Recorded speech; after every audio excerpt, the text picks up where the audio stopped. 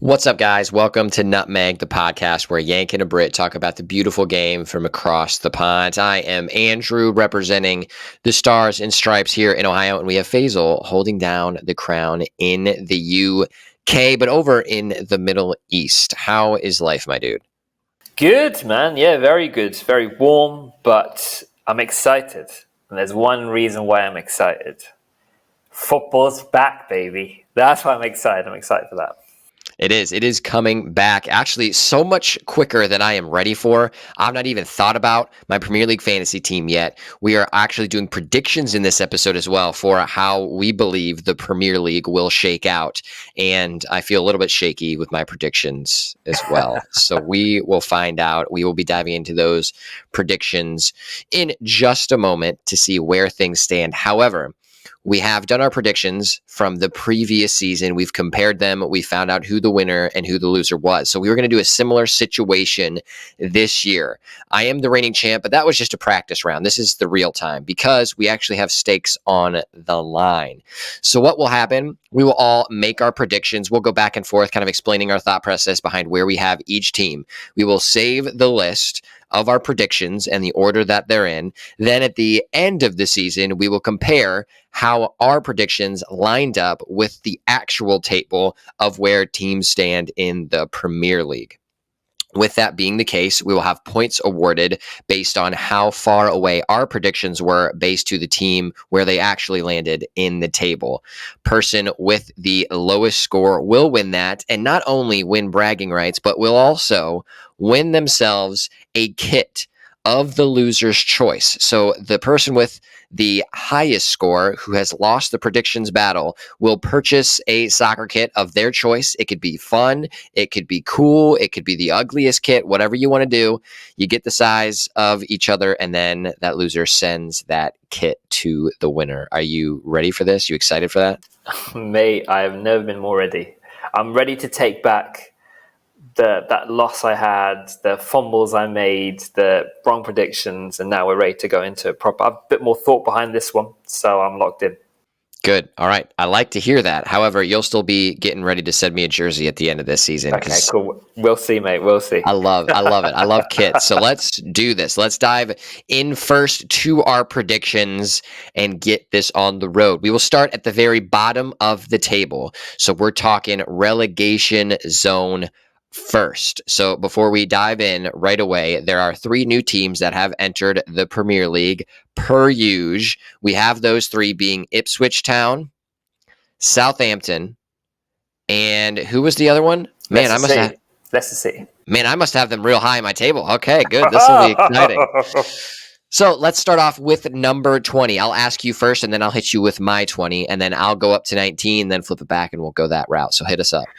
Sounds good. So we begin with my number 20. Now, as you mentioned, there's 3 teams that have come up from the bottom, from the Championship, which is a solid league. Like it's not a joke league. There are some incredible teams in there, and they are fighting. And some of the games, I would argue, are sometimes better than Premier League games. However, I think my first team that I think is going to go down, and I think it's going to land in number 20th, is unfortunately Southampton. I think they're going to come up. I think they're going to go back down. A couple of reasons why. I think from a building perspective, from what they've done in the transfer market, there really isn't much movement there. As a club, I feel like they just haven't really clicked into gear for this Premier League. And off the back of my previous prediction, thinking that some of the clubs, for example, I had Burnley like near top 10. Like I'm going to play it calm and casual this time. Unfortunately, I think it's back down. I think they'll come up and back down again. So for me, Southampton in the 20th place, rock bottom. What you got next? That does hurt. I also have Southampton low, but they are not in the bottom spot for me. So I will take us to 20 for my prediction. It's Ipswich Town. They are newcomers to the Premier League, having joined us from the Championship. I think they have a good team. They were exciting to watch in the Championship. They do have some spice. Their manager likes to play more free-flowing, attacking soccer. I'm here for that. and I'll actually talk about them in a little bit. We have some extra prediction topics to discuss after we have our list, and they make the list for one of my things. However, I just don't think they have enough experience. They don't have the depth, and they don't have the roster structure that you need to compete at this level. And it's just so new for them. They're going to be figuring it out. So I am hoping to see exciting things from them, but I just don't think they're going to have the firepower to get in and to stay in the Premier League. So they are locked in at my 20th spot. I now have a controversial pick in number 19. So this one, it's sad. And I'm If you also say Man probably United, then honestly, mate. that would be pretty nice. And thankfully, though, after last season, I would have thought about it, but the transfers that they've made and the new ownership structure that's coming in actually gives me a little bit of hope. So we'll see where they land. They do not land in number 19, but conversations could be had about them for sure. So in 19, for me, this is probably the pick that I'm the most scared about, but I still am sticking with it. And it is Everton. Everton will finally get relegated. They almost did last year after having kind of a decent season, so they got points deducted and were fighting that relegation battle just because of that. They would have been in much of a clearer, safer space if they wouldn't have had that points deduction.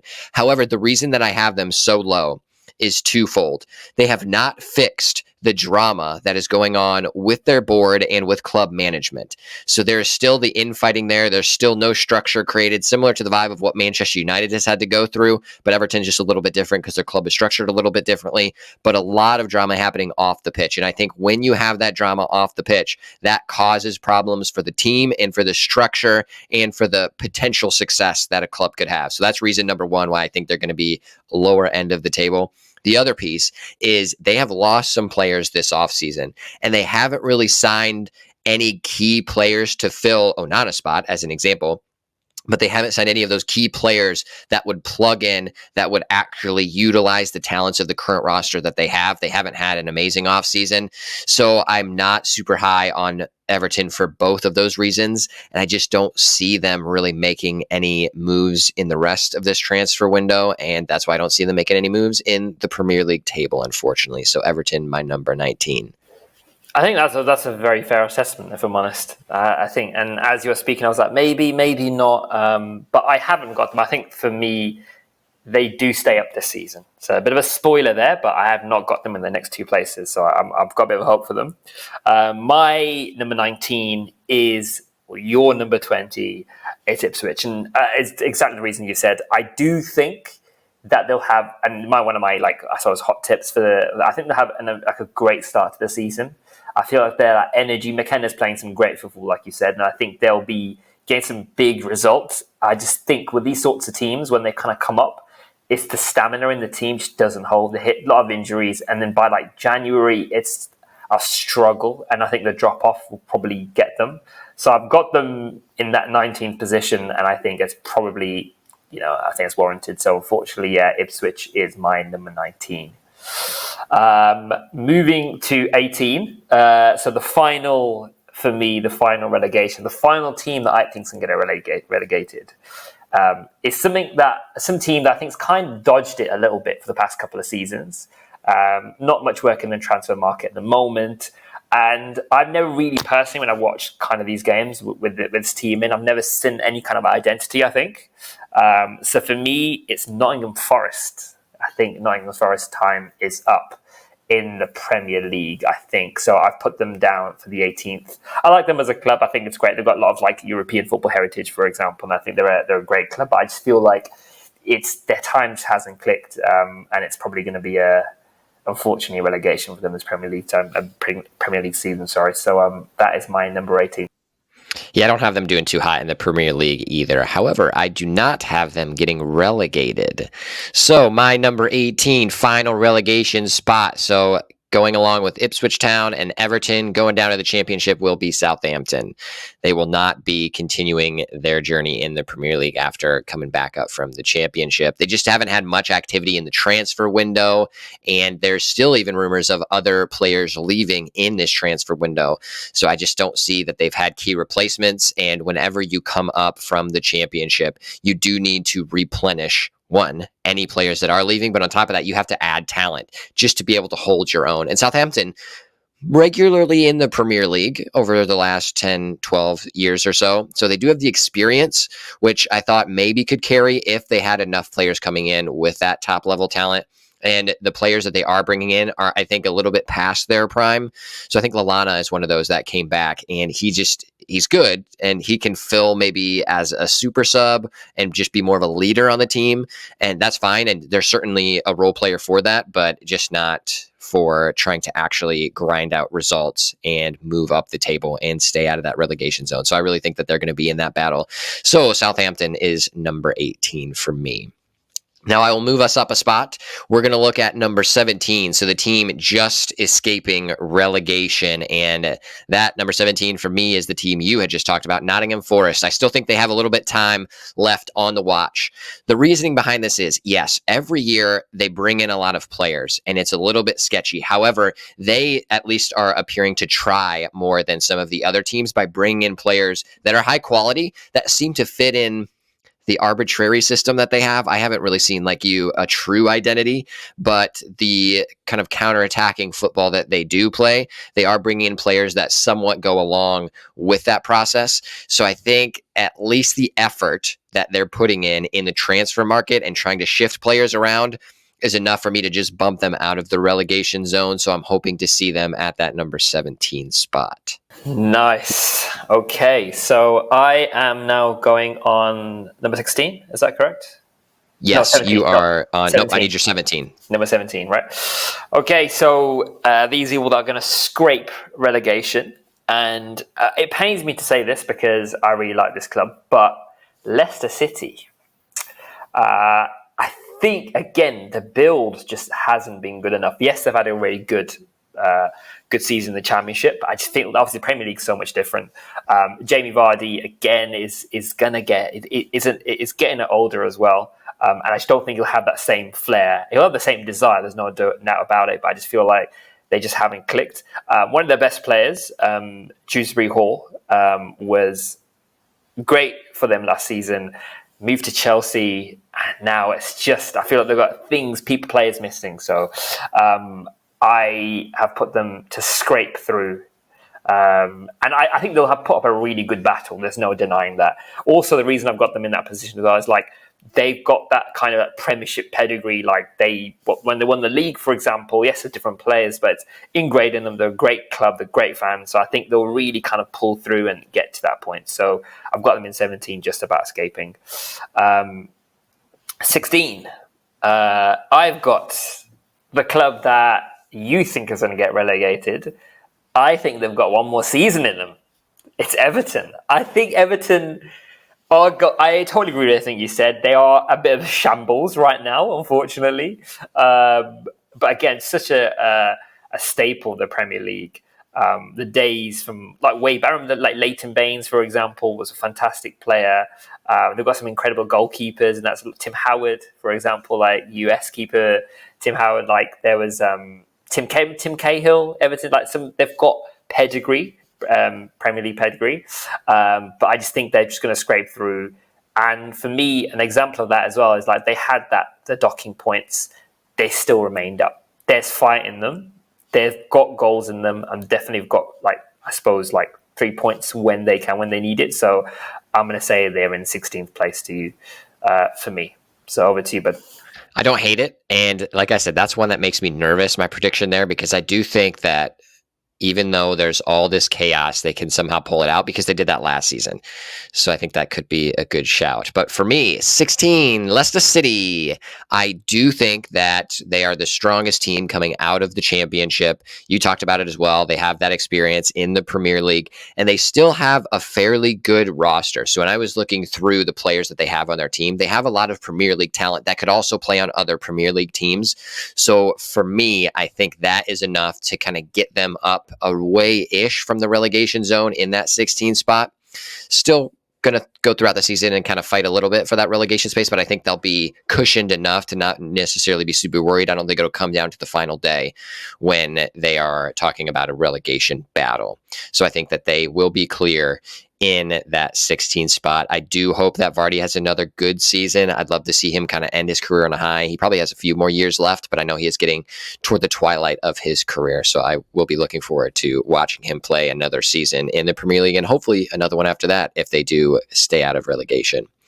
I will take us to 15, and it is your team from the Midlands, the Wolves. Wolves, for me, will be in that 15 spot. Now, they're always an interesting team because you think that you can count them out, but then for some reason they end up having a solid season. Wasn't super the case last year. They didn't have the best results and they didn't have kind of a cohesive roster. So I was actually thinking Wolves were going to be making more of a splash in the offseason. I thought that they could find a couple core pieces that just would plug a few holes. And then I would have thought that they could have been maybe contending for middle or top middle of the table. So like above that 10 spot.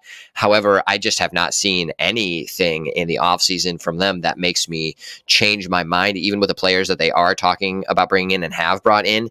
It's just not core pieces that would help solidify the roster to make them more competitive. So if you kind of think about it as a bucket, so if you have a roster that is a bucket, and then as you go through the season, you have injuries, you have players leaving, then holes kind of pop through the bucket and water is starting to leak out. So then in that offseason, you get a player that would fill one of your needs, that would fill the hole in the bucket to stop the leaking or to stop the losing.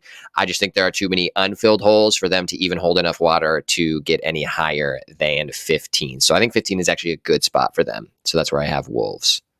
Well, well, well. It's the first time we have a matching ranking here. I've also put down Wolves in the 15th place for me as well. Very similar to what you're saying, not enough work in the transfer market. I just feel like, again, I'm not seeing not necessarily an identity, but the way they play, I think, will get them 3 points when they need it as well. When there's definitely, they can grind out results, they can get those 0-0s, 1-1s, which you can get. If you can pick up, for example, a few 0-0s against like a Bournemouth or a Brentford or a Brighton, for example, then you're going to get comfortable in that position and perhaps, not necessarily get relegated. So for me, Wolves are in that sort of position, which again, it pains me. It's painful in terms of the fact they're so low, but they're not out of the Premier League. So I'm happy about that. I'm always, it's always nice to see my home city do well, even if their fans don't like Manchester United fans. It is what it is. That's fine. But I've always maintained that I always want my home city to do well. So I do hope they stay in the Premier League. It's always good to see them, and it's a great stadium. So yeah, that is my 15th. I'll take us up to 14, where I have got now. On reflection, this one maybe this could potentially be lower, but I have a 14th place. I've actually got Bournemouth, and there's news coming out at the moment about potentially who's their main striker. Stanislas? No, main striker up front. Everyone had him in the Fantasy Premier League. Oh, I know who you're talking about. I'll look it up for you. Begins with S, I think. But their striker potentially going to Spurs. Solanke. Dominic Solanke. Yeah. If you look at that team, if you look at Bournemouth's performances, if you remove Solanke from that team, I genuinely don't think you have much else. Now, on reflection, maybe that's something that needs to be taken into account. And I think there's talks, and Fabrizio is obviously that guy when it comes to transfers, and there's conversations obviously at the moment happening with Dominic Solanke. So I feel like that could potentially be lower. I don't think it relegates them. I think it puts them maybe into that 17th, maybe 17th spot, maybe 16th spot. But if he does stay, then I've got him on 14th. I think they've got they're one of the teams in this lower half that I think actually got a bit of an identity. They play well. They play on the front foot. There's lots of sort of dynamism in terms of their play from back to front. So I feel like they're a solid team. They just don't have the players, I think. They will definitely get results. I feel they can nick a result against City. They can nick a draw against Liverpool. They're the team that is a lot of top clubs won't necessarily get maximum points from. So I've got Bournemouth down at 14. If Dominic Solanke goes, then the whole thing's wide open. So number 14 is Bournemouth for me. Okay. All right. So my 14 is not Bournemouth. I actually have them a bit higher in my predictions. Spoiler for all of you as well. So if Solanke does leave, that could be pretty painful. I would assume they would have to find another striker that would fill his role in some aspect, or at least be a supporting cast member to bring up the talent of the attacking side. We will see how that goes. But for 14, I have Fulham. Fulham are always an interesting team in the Premier League. They always have kind of the potential to do something, to go on against some of those bigger teams and to actually get some results. And over the past couple of years, haven't had the worst Premier League campaigns. And I think that they're actually relying on the players that have got them those results a little bit too much now at this point without doing too much in the offseason. So, if that is the case, I think that being at 14 is a pretty solid spot for them because they did have a big piece, Polina, leave. Polina, one of their stronger midfielders, and I think they got a lot of their results because of him dictating play in the midfield. They haven't found a solid replacement for him. They did try to sign Emil Smith Rowe, which I think is a good signing. However, he's had injury problems, so I don't think it's a like for like swap because Emil Smith Rowe, if he is injury prone, having that risk all of the time is not going to be a like for like swap of Polina being out and then trying to replace him with someone that is always an injury risk. And their play style is just a bit different as well. So for me, I just don't think that the replacement value is there. And also across the roster for Fulham, so they are most likely not going to have their American pair in the back anymore. Anthony Robinson was talked about having some transfer rumors being spread about him. It looks like he will probably stay at Fulham, but Tim Ream will be moving on if he's not already. So that partnership worked out very well for them last season. It's not going to be there. So there's quite a bit unknown for Fulham at the moment. So that's why I just don't see them going higher than 14. 13, I have Brentford. Brentford had a solid-ish season for them and actually have been holding their own in the Premier League for the past couple of years now. And I think they have good management. Their roster, for me, hasn't been bolstered a ton. But if they do end up keeping Ivan Toney, I really rate Ivan Toney quite highly. And I think that he's just a good striker that can create things on his own. And they have the talent to be able to feed balls up to him, to work it through the midfield and to provide him service.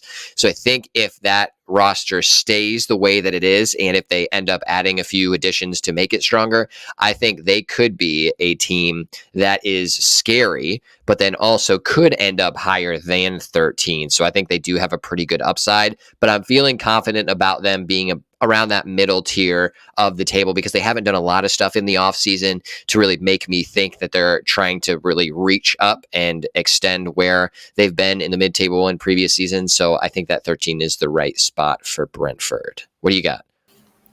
So I'm now on number 13, and guess what? We've got another match. Nice. I've also got Brentford in this one as well.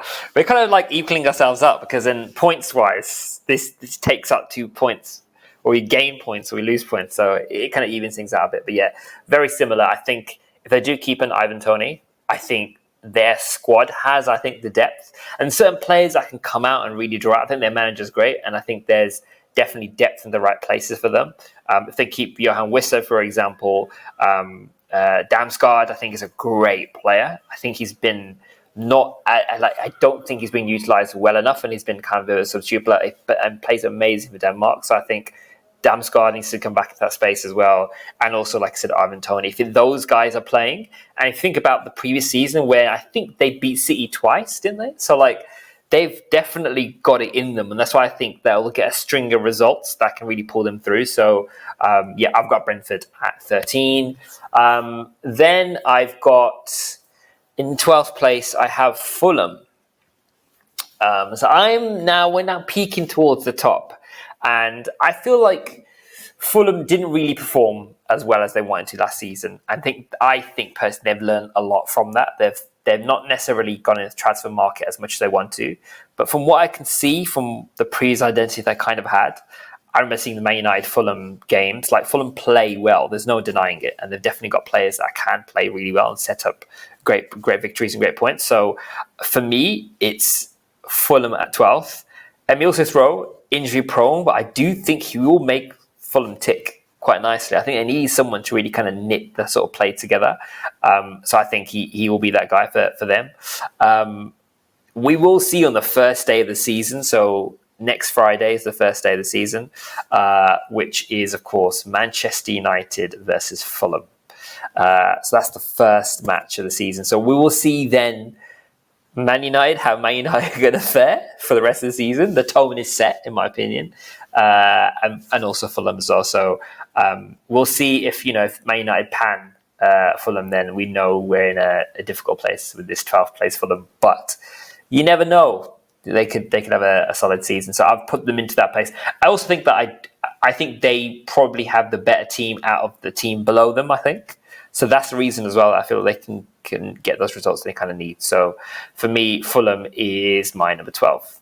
All right, so then I will swing us over to my number 12.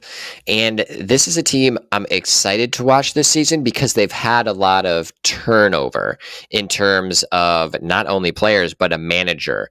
So that is Brighton. So Brighton is my number 12. They have lost 2 key pieces to their team from last year. One of those is a player, one of those is a manager. So De Zerbi, who really had this team flowing well, and all the players seem to know their roles and play them appropriately. But now I think he went off to Marseille, so that now left a opening available to see what the next incoming manager can do. Those are going to be some tough shoes to fill. De Zerbi was kind of a unique dude just in general. He had some flair to him, but then he just knew how to take over from Graham Potter and keep the results flowing. So I think that unknown variable of a new manager just makes me not think that they can get any higher than 12. And they also lost Gross. So Pascal Gross was one of their stronger players throughout the season. I know even a lot of fantasy Premier League managers brought him into their teams. So that's a big loss for them.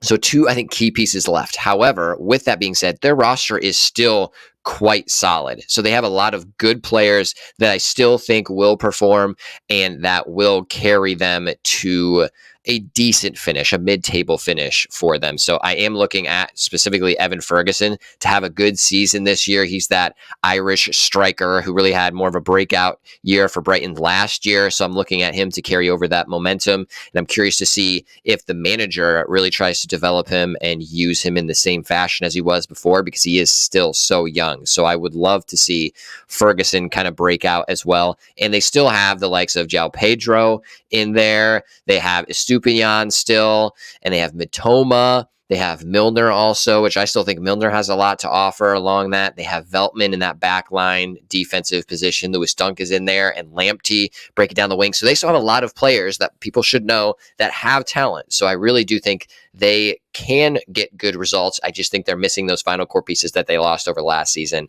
So that is why, for me, they are in the 12th spot.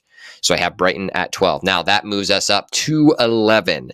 So my 11 is a team that you selected already a while ago. So that is for me, Bournemouth. So Bournemouth, I think, are finishing up toward the middle spot of the table, just under 10. And I'll give you my reasoning here. It will be scary if they do lose their striker, because that one could end up hurting. Solanke just makes such a difference. He is always a goal threat and really makes this team a lot better. So if he does leave, then that makes me very nervous about my prediction here. The only reason I would not be is if they bring in another striker that is of similar caliber, or a similar caliber player that can end up bagging goals, because that's what they're going to need if they're going to need to replace Solanke. However, their roster for me is kind of interesting and spicy. They've actually have a decent core group and a spine of the team that I really think can make a difference, that would do well on other Premier League teams. And that's kind of how I rank them. So I look at some of the roster and I see, hey, can they actually continue to play in the Premier League? And if those players, would they be able to play up at like a Chelsea or Manchester United? Would they actually have a role to fill? And then if yes, then I think, okay, they're probably a pretty solid squad. If they play down, then I'm like, okay, I probably have them at the right spot if I am going to be ranking them. With that, their transfer moves also haven't been too shabby. So they brought in Sinistera, who's a left winger. He came in from Leeds. They have Enis Unal, who's a center forward. He came in from Getafe. and they have Hodgson, who comes in from Juventus. So with those three transfers, I really think that they filled in the right spaces with the correct players, those key players that I always talk about that fill a role well. I think they did that. So I think if they keep Solanke and they have those players coming in and those players perform the roles as well as I think they will, then I think that honestly they'll have a pretty good season and will finish in 11th. I know that probably makes you nervous, me putting them that high. It does. That was a bit of a shock. I get it though, the reasoning behind it. I think that makes actual sense. And like I said, they're a solid team. That's why I didn't have them relegated. I think they're one of the teams that most people potentially would be like, yeah, they're gone next season. They lose Solanke, they're gone. But you're right. I think they've bought in players, which I think will be in the right space. So, yeah, we'll see. That'll be scary watching that. At the end of the season, we'll see that how pan out. That'll be interesting to check out. So, yes. Now, my number 11 before going to number 10. I'm number 11, aren't I? Yes. Perfect. I'm losing the track of the numbers. There's a lot of numbers going on here. But I have the team, as you spoke about. They lost De Zerbi, it's Brighton, but I still think they're going to have a good season. You mentioned a couple of players there. I think Evan Ferguson, Mitoma, great players. They're, again, of the top 11, 10, 11 teams, they have a very clear identity. And I think there'll be a team that will get key results. Honestly, I can definitely see that. Amex Stadium is one of those stadiums where I feel like clubs go there thinking, well, do you know what? We'll see. We'll try and get we can bag 3 points here. But I feel like they're definitely going with the angle of doing that. But some of the players, the way they've played, I mean, this is perhaps me looking at with my De Zerbi head on and thinking, okay, cool, this is the identity that he's bred into the play. But I do think they'll come up with the same. They haven't really lost that many players, I feel. You've still got Lewis Dunk, who's a solid centre-back. So I feel like they've definitely got that depth to kind of continue on. They also, like I said, don't have no Europa, no Champions League, so they're definitely in that space where I think they can go on and perform. So that for me is Brighton. In that 11th space, now we're creeping into the top 10. So this is the top half of the Premier League. This is where we are the big boys. This is where we're on the ascendancy here.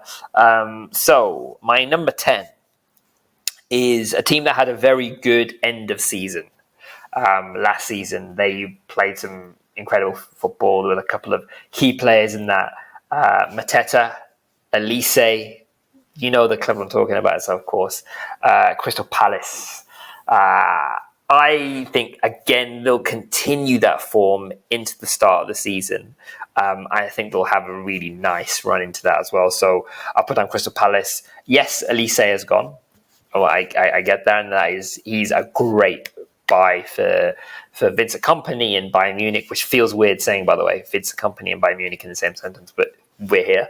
I think Elise has been great, but also you see him performing in the French team for the Olympics, been great. So he'll be an amazing buy for Bayern Munich. So I still think they've definitely they've recently bought Ismail Assar, who is a fantastic player, a Watford player, which is amazing. So I think he will definitely add into that space as well. They've got the pace they've got, I think, will be amazing in attacks and just a solid defense. I know watching that main eye going to Crystal Palace, I mean, I measure it. My measurement is always, if I go to watch these games, what's my feeling of we could beat them or could we potentially lose? And Crystal Palace games are always, for me, the hardest. They're always so solid at the back. So, and they've not really lost masses of players. So I feel like there's definitely the depth there. So for me, Crystal Palace are creeping to the top 10. They're going to stay at the top 10. No silverware or anything at all, but still good place. That's me. So that takes me to number 10. I have the same team that you had at number 10. And interesting fact for you, Crystal Palace has never finished above the 10 spot in the Premier League. So I don't see them breaking through that ceiling. I think they do have a decent squad. I think Elise is a big loss for them. He just had the flair and the spice that they needed.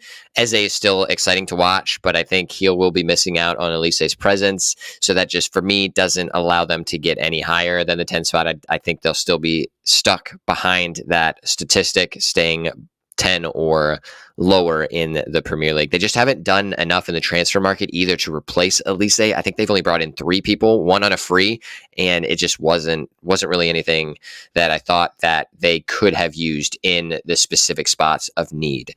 So for me, 10 it is. Now I will move us into number 9. I'm gonna do a little peek behind the curtain here. I actually just had to like switch 2 things because I got 2 teams confused and they wear the same colors. So I ended up needing to just change the names of where they are. So I don't know if that makes me more nervous or more excited about where I have these teams.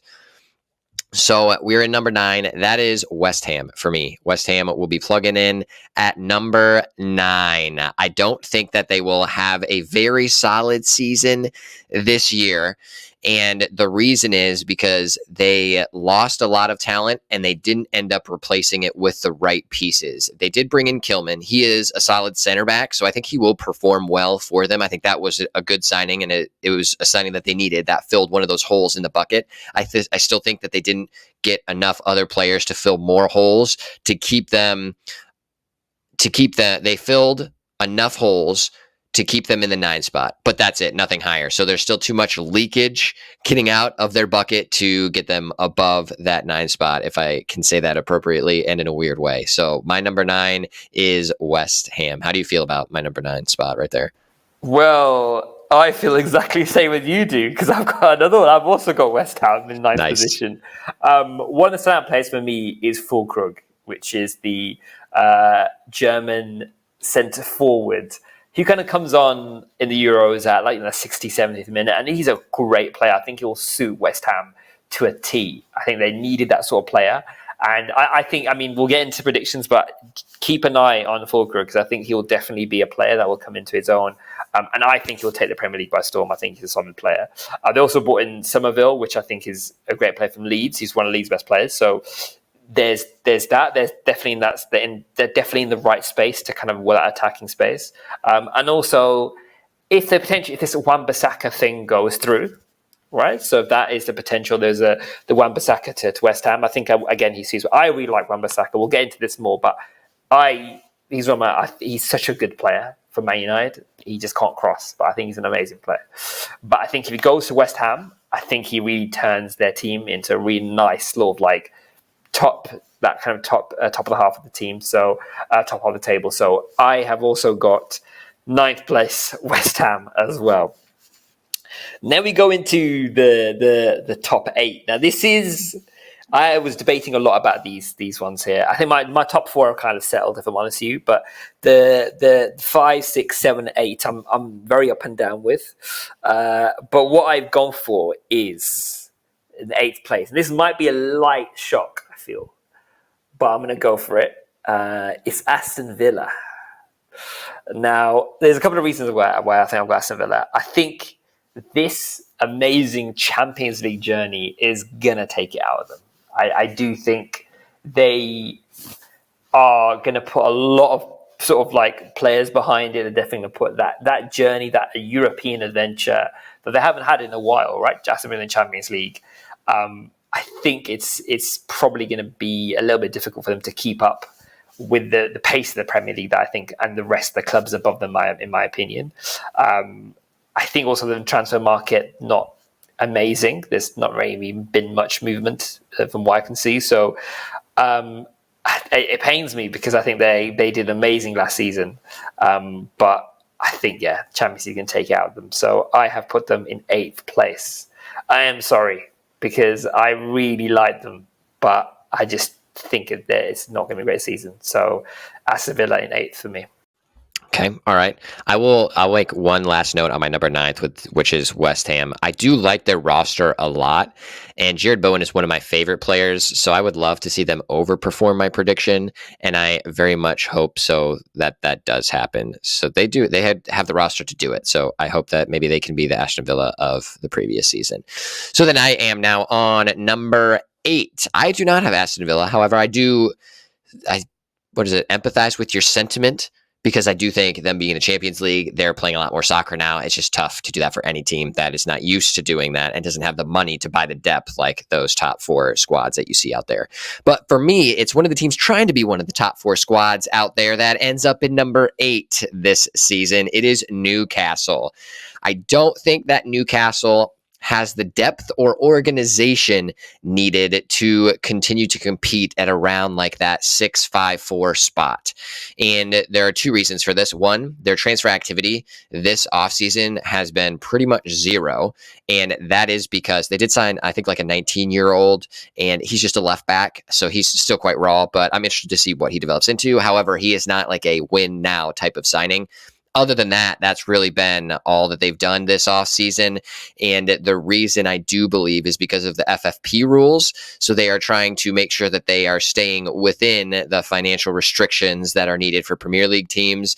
So that kind of hampers their transfer activity, which is maybe the reason they haven't done a lot. And that I think will ultimately hurt them.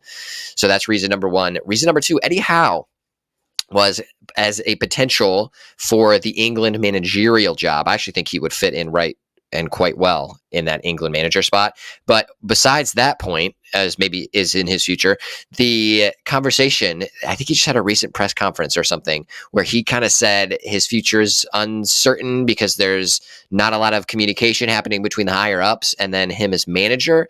So whenever that happens, the dysfunction ends up leading me to believe that it will ultimately impact the results on the field if the guy leading the charge on the sideline isn't happy and if the higher ups are not organized enough to manage things appropriately.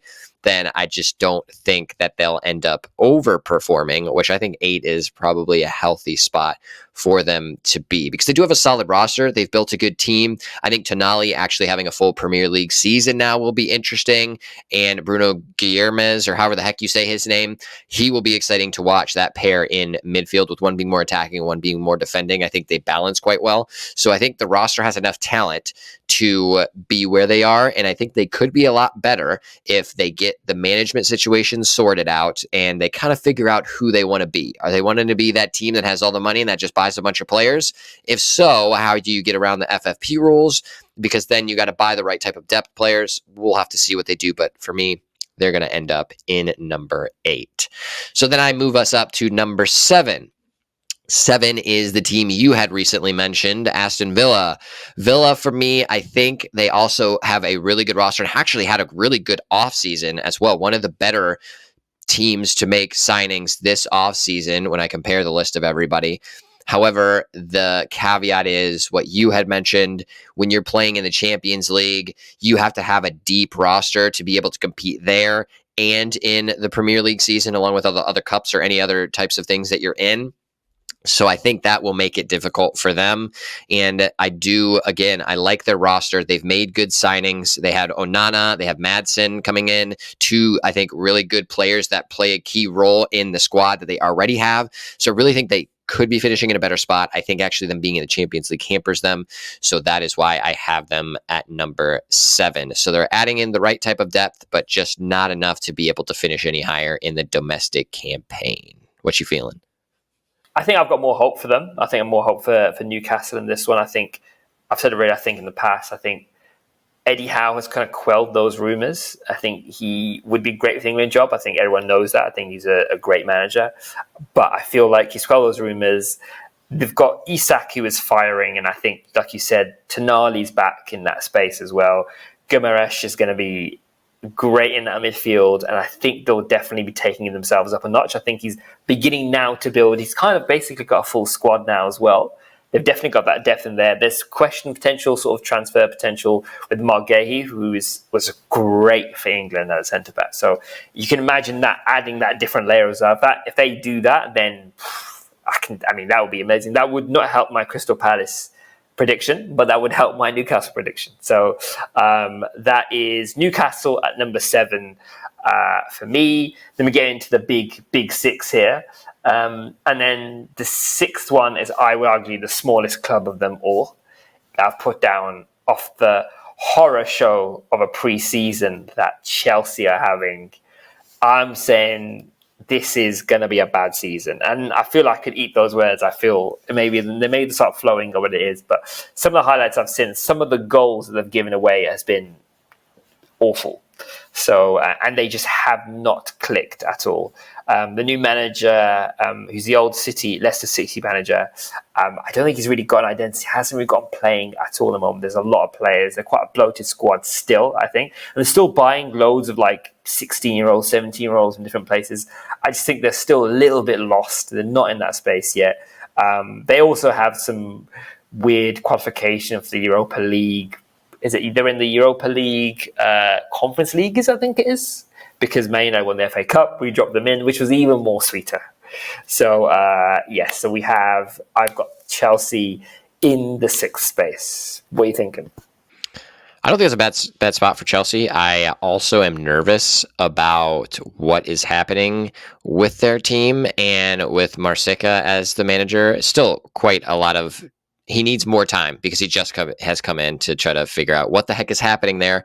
And it's always difficult for any manager. But I do not have them in the number 6 spot. So for me, it is Tottenham. Tottenham are my number 6. I still think they're kind of in a rebuilding phase. I really appreciate their manager. I think they have a good-looking roster. It's just shaped a little bit weird. I just don't think it'll find the free-flowing soccer structure that they'll need to be able to compete with these top teams. Again, they have the right type of players. It's just finding the right final few pieces for them to really get in and make a difference. So I still think that they're trying to rebuild, and they haven't done anything essentially in the offseason, just a couple random transfers that didn't really fill any needs. I think they bought a couple younger players. So that, for me, doesn't really help them compete with the likes of the top 4 or 5 that are out there. So I still think that having Timo Werner on a roster will make you worse. So that ultimately is why I have them in the 6th spot, because the reasoning behind it, I love Timo Werner. I'm a huge pace merchant fan. I would love to have a pace merchant on my team here at Terra State.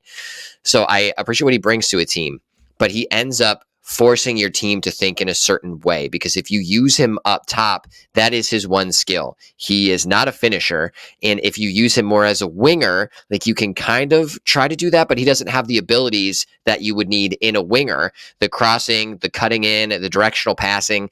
So I think that actually ends up hurting Tottenham more than anything. So if they move him on, I would feel better. But again, they've not really done anything in the offseason to make me think that they know what they're doing with their roster shape. Hopefully that changes next season, or maybe in the middle of the season, and they kind of figure some stuff out. But that is why I have them looking in at number 6. Top 5. This is where it gets fun, because I have our team sitting in number 5, Manchester United. They have had a good offseason, other than some of their big signings already getting injured, so that's cool. Sounds about like what happens with Manchester United regularly. The reason I have them in the 5 spot, the organization is getting better in the back and front office. It's still not where it needs to be, and I like Ten Hag in the terms of he's a good man manager, and I like that he is a bit more direct with his coaching style. So that is cool. However, I just don't think he's the tactical mastermind that a top 5, top 4 club needs to have if you are trying to compete with the likes of City and Arsenal, which I think are the top 2 teams that are really everyone else is trying to chase. So I think that is just disappointing for me. When I'm talking about transfers, I think that's good. However, their transfer strategy still is confusing to me, because of all of their signings, one of them has been a former Ten Hag player. And then they're talking about another transfer that's going to be potentially happening soon. And that target is another Ten Hag former player. So are they actually having some type of strategy? Or is it more so just the players that Ten Hag wants and is more comfortable with? If that is the case, then that doesn't make me feel very positive about the transfer strategy, even though I do think the players they brought in so far are good. So it's still too confusing to me. I still don't think that there's a good direction ahead, because if you're looking at really the top 2 teams that I have mentioned previously, the Arsenal and Man City, even Liverpool, like, they have more of a direct strategy of, like, they're knowing what their identity is, how they're bringing in transfers, what they're trying to do. And Manchester United is just not at that level yet. And that is why I think that they're going to be sitting on the outside. Plus, for me, Casemiro, it's just not it. He is the top wage earner at Manchester United, and that's taking up a lot of finances that we could be using for other players and to pay other players. And he is just past his prime. He could be a good role player if he was used appropriately, but I think the pressure, because he makes so much money, is to play him more regularly and to potentially start him. I just don't think he's at starting level for Manchester United in their Premier League as it stands. So that just really ultimately makes it a little bit sad for me to have him as our starter, and that's why I end up having Manchester United in the 5th spot. Interesting. We'll get into what I think, where I think Man United will come into. I can't wait. So, in 5th place, don't have Man United in 5th place. Have them in that top 4 ranking, which I'll get into in a second, but I have Tottenham in the 5th place for me. And this is me thinking, I like Ange. I think he's a solid manager. There was question about potential for England. I think it's not too shabby. I think he's a straight talking manager. I think he does really well. So that's one thing. Any team with Son in, I think, arguably one of the top 3 players of the Premier League and at the moment. So I would argue, I think Son in that space. If they also get Dominic Solanke, then I don't think it doesn't complete them as a team, but it really puts and cements them, in my opinion, in that Europa League spot. So I would argue that that's probably the best space for them. So for me, I've got them on 5th. I think they'll have a solid season. They'll probably have a better season than last season. I think they're going to do all right where they want to be. Then we went to my 4th place, and I have put Manchester United returning to the Champions League this season. Wow. And there's a couple of reasons. Let's ignore the preseason for the time being. I know what you're saying. It's difficult to ignore, but we've been really up and down for that, right? For me, the FA Cup has proven that when we have the right players on the ball and when we have the right squad, we're flying, in my opinion, right? We're not at the same level yet, but we're flying in terms of racking up the results we need. I feel like we're going to go on quite a good run this season. My prediction, I think Man United will go on a good run. I think we're going to see the likes, for example, like Kobbie Mainoo. If we get him another defensive midfield partner, I think we're set in that space there. Centre-back wise, that Lenny Yoro injury is very annoying because I thought he was great in his first match and I would have added some real dynamism into it. But if we can pick up like a De Ligt in that space, I think that kind of, again, makes us pretty solid in that space. You imagine a Martinez, De Ligt centre-back. I can see that being top 4. Without that, I don't see it happening, and maybe they do slip down, but I feel like they need a strong partnership in that centre-backing. They've also got the depth, arguably, with Harry Maguire maybe doing some of the FA Cup stuff, maybe the Europa League things, for example. Like, there's definitely squad depth in that kind of that centre-back midfield region. I think that Zirkzee guy is going to be very good. I don't know what it is, but I feel like he's going to have a good season. The Hoyland injury is very annoying, and that'll be something that we'll have to get on with later on in the year. But I feel like I've got high hopes of Zirkzee. I feel like what we're doing in the transfer market is different to what I've seen in the past few seasons. Maybe that's what's fueled my kind of like my hopes for this. But I just feel like Man United are cooking something here. And next season, if we hit top 4 this season, I honestly put us even higher next season, in my opinion, because we're only going up and up. I know what you're thinking. I know you're not. I can see what you're saying, and you're probably thinking, this guy's obviously seen a couple of transfers, us doing a bit of business, and maybe I'm like a chained Man United fan released because of all the transfers he've done. I feel like we're the Man United of old a little bit in terms of there's actual players that want to come to us. Like maybe a couple of seasons ago, would you even think that De Ligt, even like the likes of, what's his name, we linked Frankie de Jong back in that space, like Ugarte was a potential link, but maybe it's off now. So these players are solid and they want to play in the Europa League for Manchester United. So plus it's Manchester United now. We're cooking something. So I've got us on 4th place. Top 4, you heard it here first. Manchester United, Champions League. Let's do this. Wow. I would love to see it. I just would be happy with the 5th place finish. How do you say that new striker's name that you say? Is it Zirkzee? I actually prefer the way that you say it because that sounds super dope. I think it's Xerxes. Oh, Zirkzee it is then. Yeah, I thought that's how it went, but yours is much better. And I'm gonna call him Zerkeezy going Zerkeezy, forward. mate. So We'll see. Zerkeezy, That's what we call baby, him in the bagging streets. We call goals. him Zerkeezy in the streets. So yeah, Zerkeezy, yeah, that's it's cool. cool. I'm just over. I still call it soccer over here, so I don't know how to say anything apparently. Okay, I will take us to my top four now. So in the four spot above Manchester United, unfortunately, is Chelsea. I did predict them to have a better season than they did last year because I knew that they had the talent. I thought by the end of the Premier League campaign, they would have it sorted. Not the case. The new manager coming in, I am a fan of. And Marsica, he is a part of the Bald Club. So I am going to add a little bit of value to that because if you are in the Bald Club, like an Eric Ten Hag or a Pep Guardiola, then that just gives you a little something, little edge. So that is for me the sole reason that I'm putting them in number four. Not actually, but along with that, the roster is still bloated. They have 8 goalkeepers on their roster at the moment. So that's a bit wild. But I do think that every position has quality and they have depth there. If they trim the roster appropriately, I think they have the talent that they can be a consistent top 4 placing team. With that being said, you had said it's still disorganized and it's still a bloated roster. So they still need to get all the things sorted out, but there has been one transfer saga that is like still actively happening. It's with Conor Gallagher. So he has been a part of the Chelsea youth system for a long time. So he's a Chelsea fan.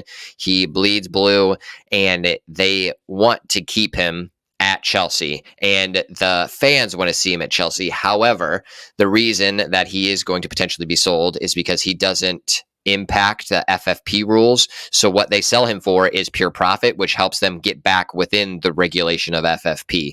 So it's sad to see that they have to sell him for that reason because he's a starter, a first team player, can contribute a lot, and coming through the academy just makes it more special. It's disappointing that he probably will be sold, but it makes me feel actually better that Chelsea are getting more structured enough to know that they do have to make these hard decisions to sell players that they don't necessarily want to sell so that they can create a roster that actually is competitive. So I don't love to see those types of players being sold. I like the one club wonders that you'll see out there, the players that stay with one club for their career, which is getting more and more rare. But I think that Chelsea are slowly getting on the right path. They're still doing some weird transfers out there. They have also made a lot of transfers this season as well already, which is a bit crazy. And they bought Jorgensen, a goalkeeper from Villarreal, which I think is just another wild transfer with the keepers you already have that are also talented enough. Just wild to me. But Dewsbury Hall from Leicester, I think, is a very good signing, and I think he will make an impact. And I think he was the signing that was allowing Gallagher to move on because he can fill a similar type of role in that midfield. So that is the culmination of why I have Chelsea making it into the top 4. So let's go to number 3. It is probably quite easy to predict at this point who my number 3 will be because I've talked about who my top 2 are, essentially the 2 best teams that are out there. I have Liverpool. Even having them at number 3 does make me a bit nervous. I think that the replacement of Klopp is going to be scary because how do you replace someone like Klopp? Also, the Bald Club. Slot, I think, is the manager. So, Bald Club, they're filling up the top 4 spots. I'll tell you what, it's a trend. Start signing them. So then Slot comes in. He does have a good roster to manage. I think Slot is actually a good manager. And the way that I've seen some of his press conferences, the way that he's managed it, I think has been very good. So from like a temperament management style, I think that's going to be promising. With the roster that they already have, they have more than enough talent to still be competitive in this top 4 area. The one caveat that makes me nervous, and I would have bumped them down lower, and I would have replaced them with Chelsea. Chelsea are just still unorganized, too much so that I can't put them above Liverpool. I think the talent that Liverpool has currently is good enough to keep them in that spot. But the reason that I was questioning it is because they haven't done anything in the offseason. They have made essentially no transfers whatsoever. I don't know if they're still trying to get something across the line before the summer transfer window ends. I'm hoping so because that will then ultimately make them more competitive. They need to if they're going to try to compete with the top 2 here because the depth that you have to compete in all these other cup tournaments, but then also to do stuff that you need to do in the Premier League, it's just next level between the top 2 teams and what remains below. So I will have Liverpool plugging in, hopefully, in my 3rd spot. Do you want to put your number 2 and number 1 spots while you're here? Let's get the 3 and the 2 and 1 to get on one go. Okay. I can finish her off. I will do this for you.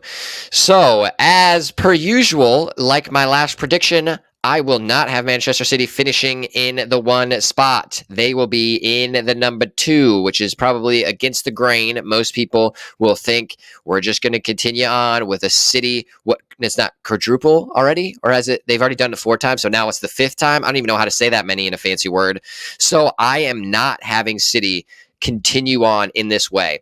The reasoning is it's just so difficult to do this year over year, to continue to win the Premier League. We saw a little bit of cracks this last season. There was a little bit of a race toward the end of it all until they ended up just kind of skirting past Arsenal. Now, with that, we've seen in the offseason the rumors of De Bruyne potentially leaving. So with that, you're starting to see some more cracks in the shield of consistency that Manchester United has, or Manchester City has. I wish Manchester United had that. We've not had that for a while.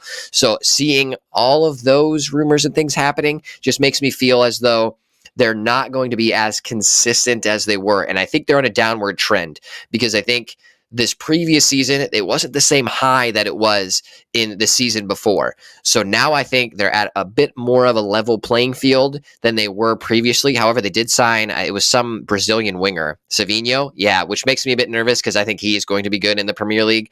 It'll probably take him a little bit of time. He's still quite young. I'm excited to see what he does, but I still don't think that the depth is being replaced as consistently as Klopp has done previously. So with them competing in all these other tournaments, and as the Erling Haaland machine is just not as much of a machine as it used to be, I think all these different things make it a bit more of a level playing field. So that is why I have them number 2. Obviously, my Premier League champions will be Arsenal. The addition of the Italian god is the reason why I am making this selection. Calafiori, if you don't know what he looks like, look him up. He's a very beautiful man. It is what an Italian man should look like, and I kind of wish I looked like. However, I'm a proud Polish boy mixed with an English family, so that's probably why I get the looks I do get. But that is why I have this free-flowing Forlan god in the center back position, just coming in off of a very solid Euro campaign. That addition into the back line, along with the defensive setup that Arsenal already has, is just pure depth. So with that being the case, and all of the attacking prowess and structured midfield that they already do have, I think will allow them to finally edge past Manchester City. I don't think that it will be a runaway win for Arsenal. I think it will come down toward the end of the season. It'll be a battle, but I think Arsenal will now edge out Manchester City for the Premier League crown, thankfully to this Italian beautiful man. That is why. Oh, wow. I mean, where do I begin? Okay, let me go on. Let's just talk of the obvious thing. I think you're right. Number 3, I've also got Liverpool here. I think they're not really massive in the transfer market, but they're a solid team. I think Slot's got them playing as well as they can. And personally, I don't think they really need to do much. I think he also doesn't want to come in and completely unpack everything. He just wants to see how the season goes, wants to see how the season plays out. He's got a very strong squad as it is, right? You know, they've got, great players. They're in Champions League. He probably's got goals for him. I think his goals are probably given to him by the club is to aim for maybe a quarters to, around 16 or quarters, for example. There is the new Champions League, so I'm looking forward to that as well starting. They'll do well in the Champions League. They'll do well in the Premier League. So comfortable third. I mean, say less, right? Liverpool, it is what it is, right? That's them, third place. Then I am telling you right now, City are winning it again. And Arsenal will not win the Premier League until that Pep Guardiola reign is over. And I'll tell you a couple of reasons why. This Premier League, and we know this, is a marathon, right? The City is one of the only clubs that has the squad depth and the tactical nous to put in players and rotate properly enough to be able to roll out freshest players at crazy times and when they need to do it. I genuinely don't see anything stopping Man City winning the Premier League. I don't even think Arsenal, I think Calafiori is going to be amazing, by the way. but I just don't see them really turning it up to a certain point where like, oh, cool. I don't see Arsenal challenging in any way to Man City. That's mainly to do with just the strategy that Pep Guardiola has, the level of players that he has.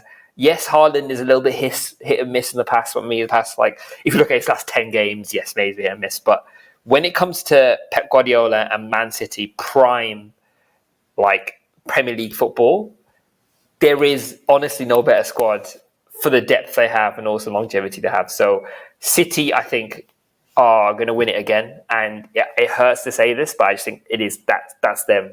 That's locked away. Arsenal, on the hand, I think will do well. I think they will push them again. I think it'll be a very similar story. I don't think there'll be anything massive, any huge like drops in any drops of form. I think they'll both be running.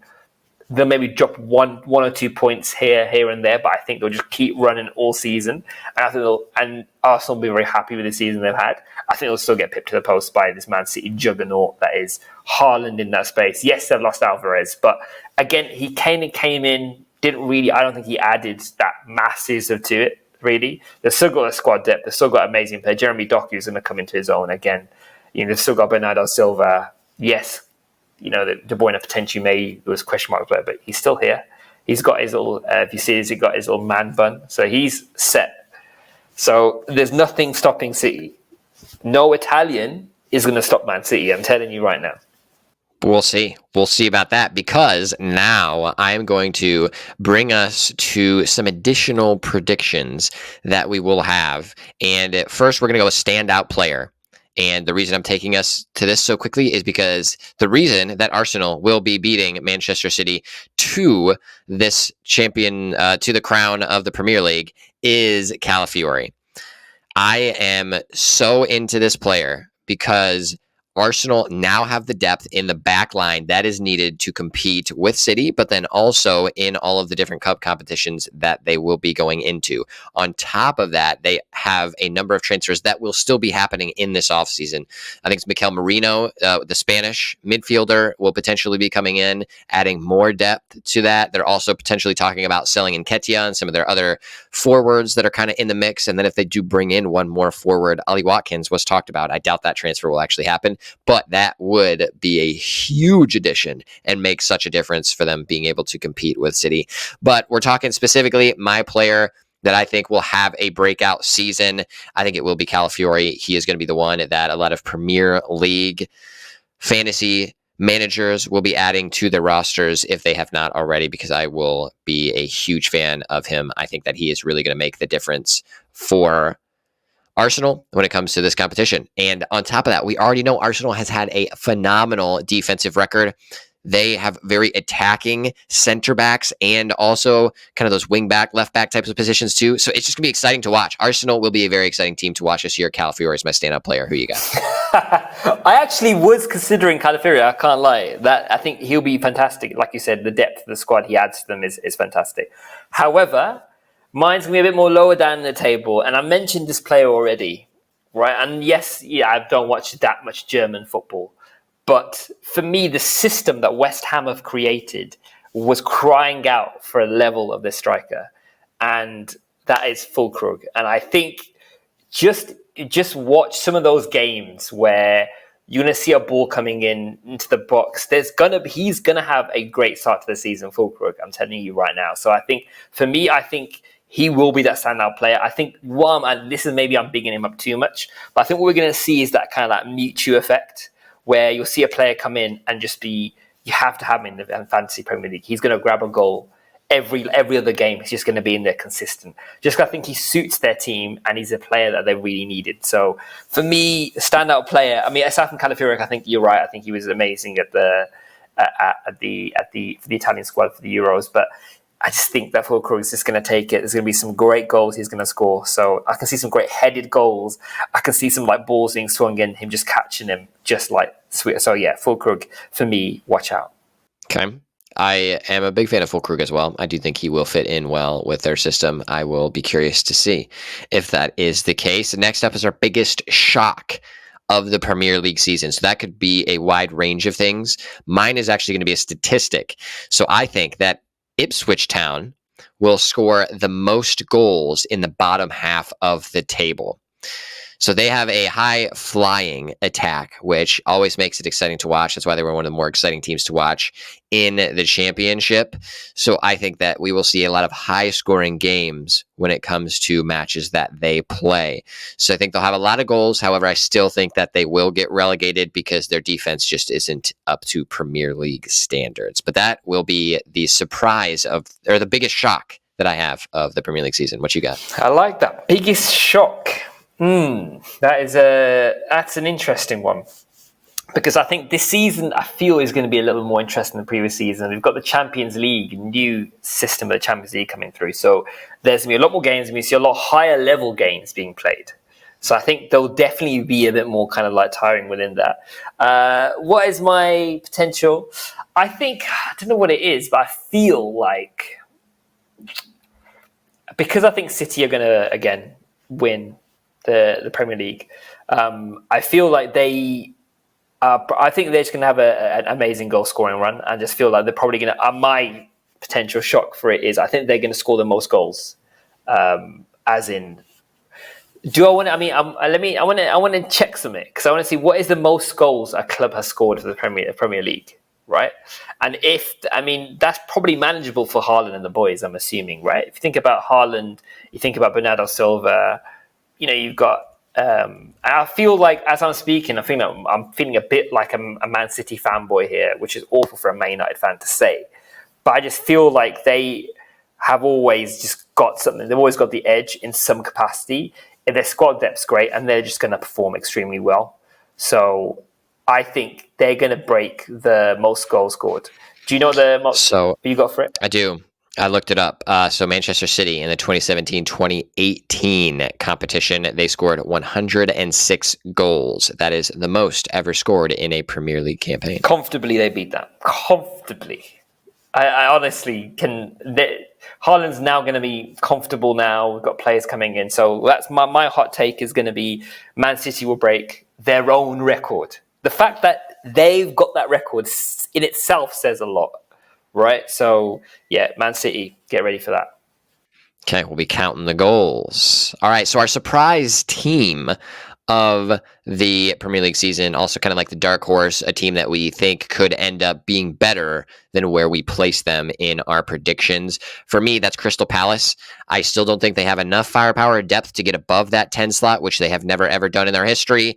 I am still excited about Eze and the team that they do have. So if it all just happens to click, I do think they could be the surprise team of this Premier League season. I just don't feel it. So I have them at 10th. I still don't think they can break through that ceiling of where they've been stuck for their whole existence, but I'm hopeful. I still think that it'll be exciting to watch them. So I'm hoping that they're able to do something with it. That's my dark horse team. Nice. So now is it my team to one that underperforms? Is it or like overperforms? One that you think will be wasn't overperforming. Better, yeah. So I think I kind of mentioned it. I think you kind of said, I think you perhaps it's a difficult one, because I would argue the way season Chelsea are going, that anything in the top half would be overperforming, right? Like if you look at it from the way they've kind of started, and maybe that's not me hating on Chelsea. I just don't think they've got that run at the moment. But my potential would probably be, I think, this is different to my prediction, right? But I feel like Crystal Palace are going to have a season to remember, and if they're able to, and I think if they're that kind of dark horse, I think they are kind of dark horse material in my eyes, just because if they're flowing, the end of the season they had was fantastic, and I think they'll continue to put that in. So I think they, even though technically I predict them to be 10th, if they make it higher than that, then I would not be surprised. So I'd put them as my kind of dark horse team. I think they've definitely got that edge somewhere. They've definitely got that build, that squad to be able to kind of take them into that space. So, let's go for my Crystal Palace dark horse. All right. And then our last prediction adjacent that we will be making is the underperforming team of the season. That one, I have Newcastle. I just don't think that it is structured enough. That's why I have them in 8th. I don't think that they are going to perform up to the level that their talented roster should warrant. I think they should be finishing around the top four with the players that they have, with the manager that they have, with the money that they have. I just don't think that it's in the right place as to where it needs to be in terms of club structure, in terms of identity of where they want to be. But I would love to see them get there because the team that they have assembled could create fireworks. I just think that they're going to underperform this season because it's just not in the right structure of where it needs to be. And we saw a little bit of that last season, like start out high flying, going well, and then just kind of faltered toward the end. And I think that will also come as they grab more depth if they do end up trying to pursue that route. So I think they're still underperforming and will underperform this season. Who you got? I've got Aston Villa. I feel like they've had a good season. I think many people do think they would be able to kind of keep that form into this season, but I feel that the Champions League can take it out of them. The fact that they don't get Champions League or even get potentially, according to my predictions, even get Europe next season will be quite massive of the season they've just had. The fact that they were fourth place last season, they've had Champions League this season, and that's the end of their European adventure. It's not, that's massive in the performance for me. So that is, unfortunately, my underperformance is going to be Aston Villa. I hope not, because I like them as a club, but we shall see. Yeah, I feel that one too. It's going to be, I think, a tough season for them to manage it all, but I hope that's not the case. We'll find out shortly. All right, I know this has been a little bit of a longer predictions episode, so we will just close out with our Nutmegged of the week. I'll give you mine really quickly. It's U.S. men's national team related. Surprise. So the women in the Olympics have been doing quite well. They will be facing, I think it's Spain in the gold match coming up shortly, and love seeing them there. Good job, women. Keep holding down the fort for U.S. soccer because the men are just not doing it. Granted, they did get out of the group stage, which the men's side did get out of the group stage, which is a win because the Olympics are weird and the men's side is different from the women's side, as you can have like 3 overage players play in your roster, but then all the other ones have to be under 23, I believe. A crazy arbitrary rule, which we'll break down at some point because I still think that's wild. But the men end up losing 4-0 to Morocco. I think that was in the round of 16. And the disappointing part is that is the future of the U.S. men's national team roster. With a little bit of a caveat, a lot of the best U23 players don't play because they're already in the first team. So it's a little bit weird, but going up against Morocco, which actually Morocco probably brought in the 3 best older age players that they were able to bring in. On Hakimi, when he's ever in a roster, he's going to be dangerous and did cause problems for the U.S. But being able to lose 4-0 is still disappointing in a knockout round in a tournament, which does look winnable for a U.S. side with the talent that we do have in our youngsters. I think that getting a bronze was certainly in the conversation, but to bow out in a 4-0 loss where the USA did not look threatening at all, that is my Nutmegged of the week. Nice. That makes sense. So mine is the woes of Chelsea continue for me, which is quite funny to kind of see. So mine is, if you saw their performances recently, their preseason, there's been a lot of question marks about them and their higher line.